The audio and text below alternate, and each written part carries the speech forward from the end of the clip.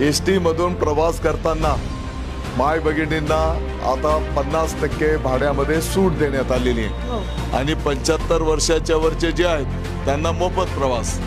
मुख्यमंत्री माझी लाडकी बहीण योजना प्रत्येक महिन्याला 1500 रुपये 7,500 रुपयापर्यंत त्या ताईंना पैसे मिळाल्याचं ते सांगतायत। आता आमची आजी 75 वर्षाच्या वर आहेत तर त्यांना एसटी मध्ये मोफत प्रवास।